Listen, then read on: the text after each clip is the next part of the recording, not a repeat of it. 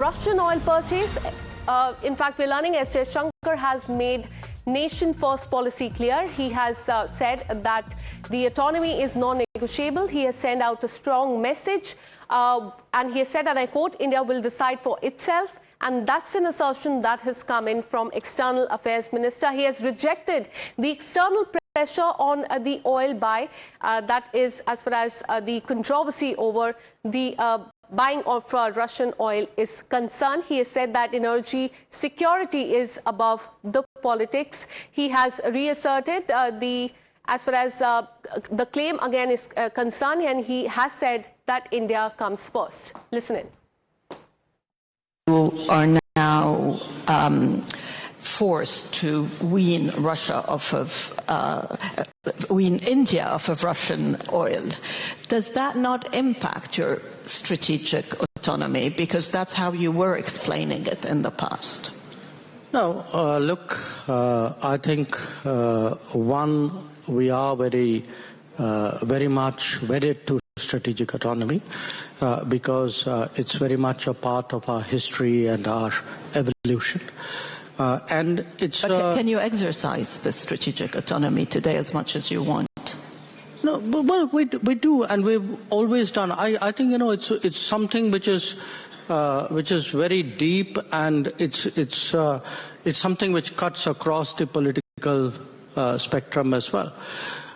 Where the energy issues are concerned, look, this is today a complex market. I think oil companies in India, as in Europe, as probably in other parts of the world, look at availability, look at costs, look at risks, and take the decisions that they feel is in their best interest. So, for more on this, let me go across to consulting editor Srinjoy Chaudhary. Good morning, Srinjoy.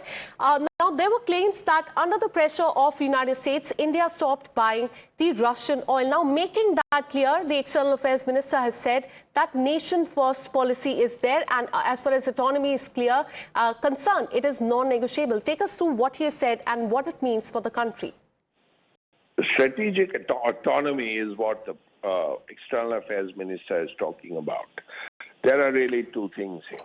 First of all, the oil was bought by private sector firms in India, and they refined the oil from Russia and sold it to the West.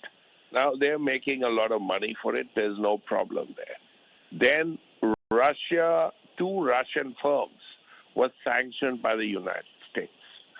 So these private sector firms weighed the consequences of the sanction, because if they continue to buy Russian oil, they would then be sanctioned themselves.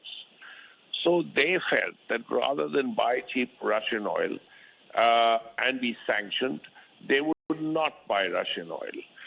And this is really the reason why oil imports from Russia came down and the Indo-US trade deal got signed. But it must be said that while government has overall sort of a look at things, this oil was not being bought by the government. This oil was being bought by private sector firms, crude oil, to refine in India and sell to the West. All right.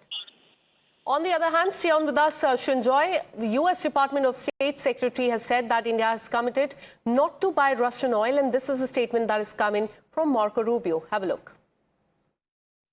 Sanctions on Russia's oil. In our conversations with India, we've gotten their commitment to stop buying additional Russian oil.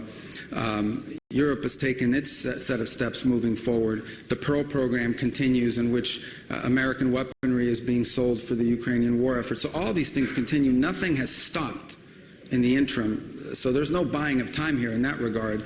What we can't answer, but we're going to continue to test, is whether there is an outcome that Ukraine can live with and that Russia will accept. And I would say it's been elusive up to this point.